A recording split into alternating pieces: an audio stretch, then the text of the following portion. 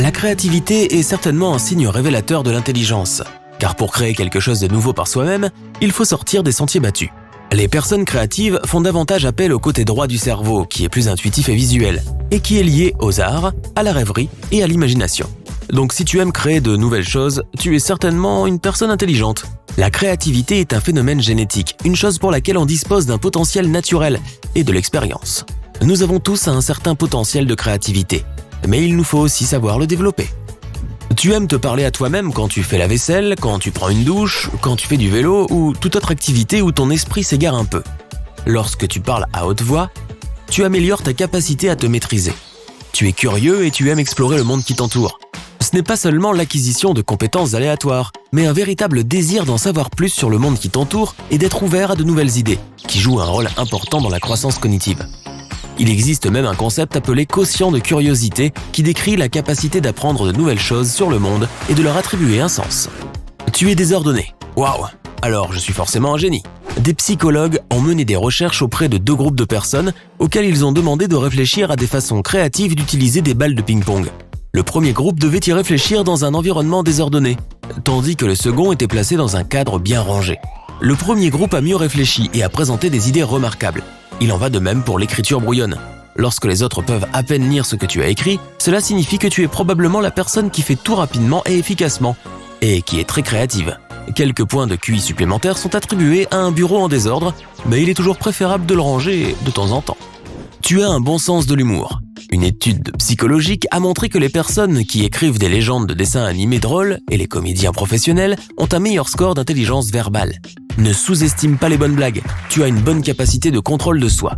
Des scientifiques d'une célèbre université américaine ont fait passer à des gens des tests de QI et leur ont proposé d'obtenir l'argent plus tard ou tout de suite, plus tard signifiant un montant plus élevé. Ceux qui ont attendu ont obtenu de meilleurs résultats au test de QI. Cela signifie que lorsque tu pèses lentement et soigneusement les options, tu es plus intelligent. La solitude ne te pose pas de problème. Les amis, la famille, les fêtes, les cafés, les réunions, tu apprécies tout cela, mais tu aimes aussi être seul, faire des plans, établir tes priorités, réfléchir ou simplement profiter du temps pour toi. Tu sais gérer tes émotions. Bien sûr, on ne peut pas toujours se sentir bien. En acceptant que les sentiments sont une partie normale de la vie, on apprend aussi à gérer les émotions complexes, à contrôler son comportement et à s'exprimer sainement. Cela en dit long sur ton intelligence émotionnelle. Tu sais gérer les choses même lorsqu'elles deviennent difficiles et stimulantes. Les personnes intelligentes peuvent s'adapter à des situations ou des changements plus complexes et plus difficiles, même si tout ne se déroule pas comme elles le souhaitent. Ces personnes réagissent aux évolutions, développent leur résilience, n'ont pas peur d'affronter les problèmes et adaptent facilement leur comportement pour traverser les périodes difficiles. Tu as une assez bonne mémoire corporelle. Tu as réussi à te rendre dans ce restaurant dont ton ami t'a parlé, même si tu n'as traversé ce quartier qu'une seule fois il y a quelques années et que tu ne peux pas expliquer comment tu y es arrivé.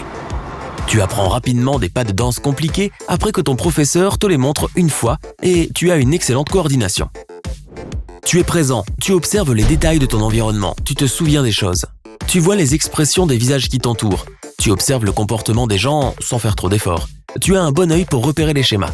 Le fait d'être observateur peut favoriser ta créativité. Des recherches ont montré que les gauchers ont des compétences spatiales plus rapides et plus précises, une meilleure mémoire de travail et une assez bonne flexibilité mentale. Ils sont également doués pour la pensée divergente. Ce qui signifie que lorsqu'ils réfléchissent à un problème, ils sont ouverts à différentes réponses et imaginent de multiples solutions créatives. Les introvertis sont des personnes qui évitent les endroits bruyants, les grands rassemblements, les fêtes, et qui préfèrent être seuls. Ils aiment passer du temps avec leurs amis les plus proches. Les recherches montrent que plus de 75% des personnes dont le QI est supérieur à 160 sont introvertis. Une étude a montré que l'aîné d'une fratrie avait un QI supérieur de 2 points à celui des plus jeunes. La raison n'en est pas la génétique, mais la dynamique familiale et l'environnement. En effet, le frère ou la sœur aînée reçoit toute l'attention de ses parents, tandis que les plus jeunes bénéficient du tutorat de leurs aînés, ce qui exige une plus grande activité cognitive et améliore l'intelligence. Tu es empathique, ce qui signifie que si un ami partage avec toi ses problèmes, tu es capable de vivre les choses de son point de vue et de ressentir ses émotions. Intelligence émotionnelle. Lorsque tu peux comprendre les sentiments et les expériences des personnes qui t'entourent, il te sera beaucoup plus facile d'identifier tes propres traits de caractère, tes valeurs, tes capacités et tes objectifs. Tu es ouvert d'esprit et tu peux parler à des personnes ayant des points de vue différents. Tu ne te fais pas une propre opinion avant d'avoir entendu plusieurs solutions. Cependant, une fois que tu as formé ton point de vue, tu as tendance à ne plus le changer et tu as de bonnes raisons pour cela.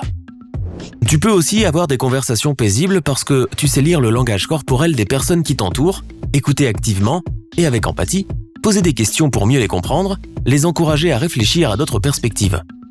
Tu finis la phrase des autres. Ce n'est pas aussi effrayant que cela peut paraître au premier abord. Cela montre que tu es attentif. Tu ne te considères pas comme une personne particulièrement intelligente. Les psychologues ont découvert que les moins compétents croient souvent qu'ils sont beaucoup plus intelligents que les autres. En revanche, les personnes brillantes ne le font pas remarquer et se concentrent sur leurs limites et la manière de les surmonter. Les scientifiques ont fait l'expérience une fois. Ils ont demandé à des étudiants universitaires de passer un test d'humour, de grammaire anglaise et de raisonnement logique. Ils étaient également censés prédire leurs résultats. Ceux qui étaient sûrs de faire extrêmement bien ont eu les pires résultats, contrairement à ceux qui étaient critiques envers eux-mêmes. Tu es conscient qu'il y a beaucoup de choses que tu ne sais pas et tu n'as pas honte de l'admettre. Tu es peut-être excellent en mathématiques mais moins bon en musique ou en art. Tu te poses souvent des questions sur les sujets importants, le sens de la vie, l'univers, l'avenir, les questions difficiles à comprendre, ce qui suscite pas toujours des sentiments positifs et peut te rendre plus inquiet. Tu procrastines. Steve Jobs était l'un des plus célèbres procrastinateurs. Et les psychologues affirment que c'est l'un des facteurs les plus importants de l'innovation. Steve Jobs remettait les choses à plus tard en attendant que de nouvelles idées créatives se présentent. La prochaine fois que quelqu'un te dit que tu regardes trop YouTube, réponds simplement que tu procrastines de manière stratégique. Passons à autre chose. D'accord, la procrastination ne se limite pas à faire défiler son téléphone pendant quelques heures par jour et à perdre du temps. Il peut s'agir de faire des tâches ménagères, de se promener, de faire une autre activité où tu laisses tes pensées vagabonder ou même de ne rien faire. Tu as appris à lire tôt. Des scientifiques ont mené des recherches sur 2000 paires de jumeaux identiques. Ils ont constaté que les frères et sœurs qui avaient appris à lire plus tôt avaient de meilleurs scores de capacité cognitive. Cela s'explique par le fait que la lecture, surtout dès le plus jeune âge, stimule les capacités verbales et non verbales de notre cerveau. Tu adores le chocolat. Le cacao peut aider à stimuler l'activité cérébrale. Manger du chocolat a généralement un bon effet sur les fonctions cognitives telles que l'attention, la mémoire ou la vitesse à laquelle on traite les informations. Non seulement au moment où on en mange, mais aussi à long terme. Tu n'aimes pas le bruit de fond. Charles Darwin, Franz Kafka et bien d'autres grands esprits préféraient faire leur travail dans un silence complet. Une étude de 2015 a montré que les personnes qui ne pouvaient pas se couper facilement du bruit de fond se retrouvaient avec des solutions plus créatives et des réponses innovantes aux tests. Les auteurs ont affirmé que les personnes incommodées par ce bruit étaient plus aptes à se concentrer sur plusieurs tâches en même temps, ce qui exige une pensée créative. Tu aimes porter les mêmes vêtements tout le temps. Tu peux souvent voir Mark Zuckerberg porter des tenues simples. Le même t-shirt gris et le même blue jean sont sa signature. De nombreux millionnaires célèbres ont assez d'argent pour acheter les pièces les plus chères, mais ils aiment concentrer leur activité mentale sur des choses plus importantes. Tu ne veux pas toujours faire des efforts maximum. Travailler 15 heures par jour et avoir généralement plus de choses à faire ne signifie pas que tu es plus efficace. Ton cerveau a besoin de temps pour se détendre afin de trouver de nouvelles idées créatives. Tu es plutôt doué pour les énigmes. Quel que soit le défi qu'elles représentent, tu aimes affronter le problème et essayer de trouver un moyen de le résoudre en observant les tendances. Tu préfères passer du temps avec des personnes créatives et intelligentes, car celles que tu fréquentes le plus sont un bon reflet de ta propre personne. En vieillissant, tu as de moins en moins de temps, alors tu ferais mieux de le consacrer à des personnes qui t'aident à construire une meilleure version de toi-même.